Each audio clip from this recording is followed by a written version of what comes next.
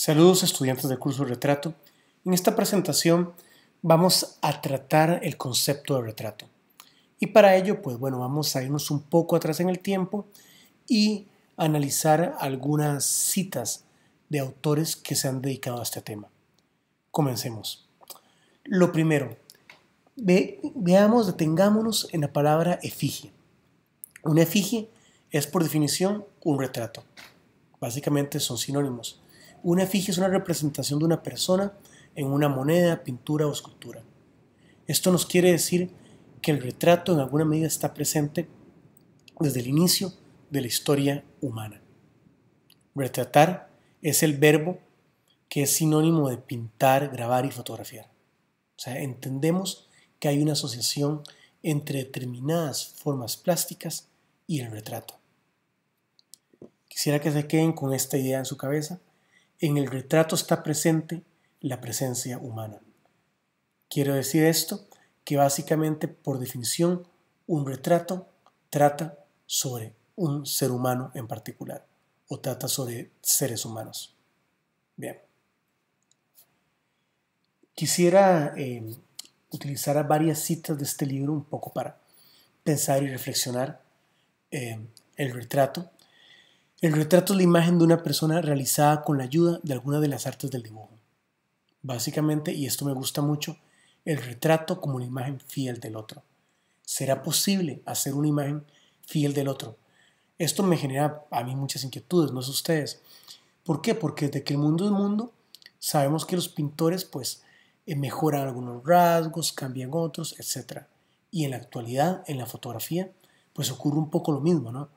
Una de nuestras mayores preocupaciones pasa por editar, por limpiar pieles, etc. ¿Realmente el retrato es una imagen fiel del otro? Continúo. El retrato es una evocación de ciertos aspectos de un ser humano particular visto por otro. El recuerdo, la visión del otro, subjetiva. Esto me encanta, porque creo que en realidad no podemos quedarnos con la idea de que el retrato es algún tipo de imagen objetiva. Por el contrario, en el retrato pesa mucho la mirada del otro. Es un sujeto visto a través de la mirada de otra persona. Y esto tiene mucho de subjetivo. Es, como lo ponen aquí, una evocación de aspectos. Eso me parece muy interesante. El retrato es un conjunto de signos donde el pintor o espectador construye a su gusto la imagen de una persona que vio en corto tiempo o que recuerda. ¿Ok? Esto me parece fascinante. Conjunto de signos. O sea, efectivamente el retrato no es simplemente esta captura plana, esta captura de el ser humano, sino que hay una serie de signos que entran en juego ahí. Esto se habla aquí directamente, esto se plantea aquí en relación con la pintura, pero la realidad es que funciona igualmente en la fotografía. Es decir, hay una serie de elementos que se colocan ahí para crear un significado sobre alguien. Me encantan estas preguntas que siguen a continuación. ¿Cómo podrán saber los historiadores del futuro cómo éramos nosotros? A través del retrato conozco o reconozco a alguien. Debe ese alguien decirme qué es él para identificarlo. Esto es muy interesante. ¿Por qué? Porque efectivamente estas preguntas son súper válidas. Yo reconozco a la primera, a la persona retratada, o incluso más. Es decir, conforme envejezco, tengo que explicarle a alguien, esta fotografía es de cuando yo era niño. Sí, el retrato tiene algo de recuerdo en sí mismo. El retrato en alguna medida también está construido de tiempo. ¿Existe una relación objetiva entre el modelo y el retrato? Esa es una muy buena pregunta. Cuando hablamos de retratos estamos hablando de la figura humana de manera genérica. Ven qué interesantes esos planteamientos. Es decir, muchas veces el modelo es un medio, un pretexto para crear un retrato sobre otra cosa. Existen fotógrafos que lo que tratan es de retratar, de plantear metáforas a través del modelo. Eso no es un retrato. Se complica mucho la cosa ahí. Y lo otro es necesariamente Cuando hablamos del retrato, hablamos de la figura humana de manera genérica. Esta es una gran pregunta. ¿Por qué? Bueno, básicamente por lo que sigue a continuación. Normalmente, las figuras modeladas, esculpidas, grabadas en piedra, este tipo de cosas, no, que buscan nada más una representación genérica, no las consideramos retratos. Las consideramos eso, una representación genérica. Es decir, las figuras, los fetiches que aparecen en tumbas precolombinas, etc., no las consideramos necesariamente un retrato, o en tumbas primitivas de cualquier tipo. No lo consideramos un retrato. Consideramos que es simplemente una representación que obedece a una convención. Cambiando de libro, ahora quisiéramos citar algunos fragmentos de la mirada del retrato. ¿Cuál es el sujeto del retrato? Ningún otro que el sujeto mismo absolutamente. ¿Dónde tiene el sujeto mismo su verdad y su efectividad? En ningún lugar más que en el retrato. Parece un juego de palabras, pero si se detienen a pensarlo, no lo es. Está hablando cómo el sujeto del retrato sustenta el retrato y el retrato también en alguna medida sustenta al sujeto. ¿Por qué? Porque el retrato es la representación de una persona considerada por ella misma. O sea, básicamente es un tipo de fotografía que basa su comunicación en mostrarnos a alguien. El objeto del retrato es su sujeto.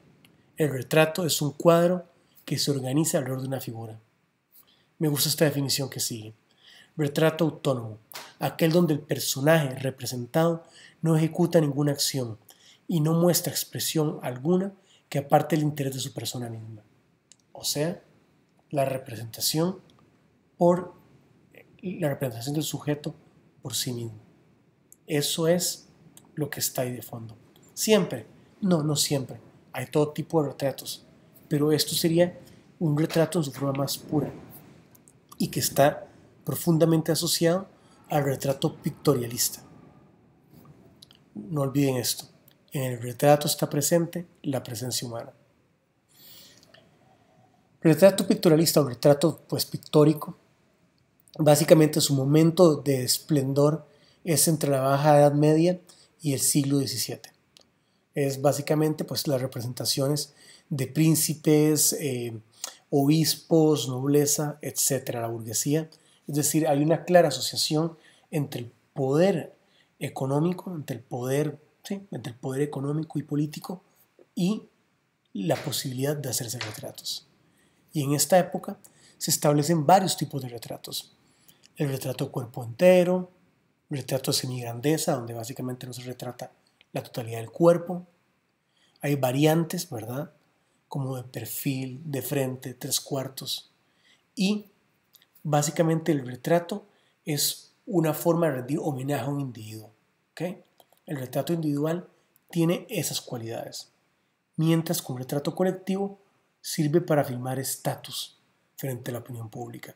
En ese sentido, hay muchísimos ejemplos, como los retratos de los flamencos holandeses, donde hay desde representaciones de colectivas de la soldadesca, etcétera, hasta lo que son representaciones exclusivamente de príncipes, de personas con poder adquisitivo. Aquí podemos ver algunos ejemplos.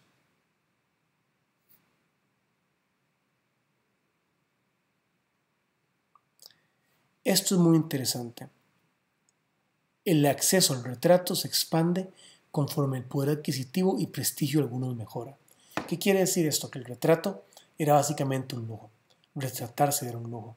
Entonces, claro, lo que decía antes, hay una asociación directa entre el poder económico y político y los retratos. Y entonces en el retrato mismo comienza a incorporar otros elementos mucho más allá de la persona, del sujeto. Elementos simbólicos, como en este caso, que básicamente son elementos que sirven para tratar de explicarnos qué hace la persona, a qué se dedica, cuál es su estatus social.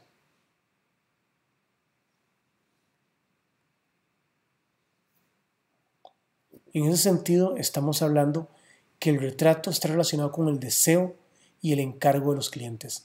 ¿Qué quiero expresar? Si lo pensamos bien, no está tan lejos de la actualidad. Es decir, existe todo un mercado de fotógrafos que trabajan haciendo fotografías de estilo de vida para gente en redes sociales, para lo que se ha dado a llamar influencers, etc. O sea, básicamente tratar de tener retratos que le cuenten a los demás quién soy. Y esto se hace a través del lenguaje corporal, gestos, mirada, atributos, elementos que hay en el cuadro, etc. Si se dan cuenta, esto, que parece lejano hoy por hoy, sigue siendo totalmente presente y actual en el retrato fotográfico y en el retrato que vemos en redes sociales. Por eso amo aquella frase que dice: nadie es tan feliz como en su cuenta de Instagram, ni tan feo como en su foto de cédula.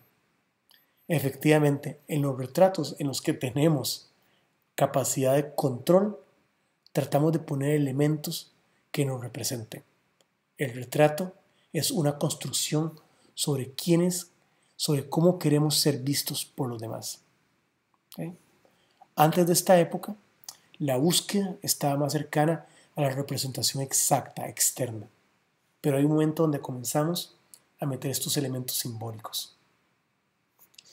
A partir del siglo XIX, la pintura del retrato parece obsoleta. ¿Por qué? Bueno, por la difusión de la fotografía. Es más rápido, es más cómodo y es más exacto. Sin embargo, tengo que aprovechar esta coyuntura para recordar una carta maravillosa de Arthur Rimbaud. Arthur Rimbaud le escribe a su hermana, el poeta Arthur Rimbaud, estamos hablando del siglo XIX, y le escribe que él desearía tener un retrato de ella, pero un retrato fotográfico que tuviera algo de pictórico. Vean qué interesante, que tuviera algo de ambigüedad. Y él nos explica esa obsesión que tienen los fotógrafos con la exactitud. Esto es muy hermoso, ¿no? Porque él se está planteando un poco esas ambigüedades que creo que hoy por hoy realmente manejamos y con las que jugamos muchas veces. ¿Okay? Y bueno, y por otro lado, pues en este contexto, las vanguardias de finales del siglo XIX y principios del siglo XX, pues rechazan el retrato como género, porque están rechazando pues lo figurativo. Bueno, esto sería un poco algunas ideas para que reflexionemos alrededor del retrato. Ahora, lo interesante es, como les digo, pensar cómo esto sigue teniendo influencia, cómo esto sigue teniendo sentido cuando hablamos puramente de fotografía. Estoy a sus órdenes para dialogar más, discutir, conversar de estas cosas y bueno, me va a encantar escuchar sus opiniones sobre todo esto.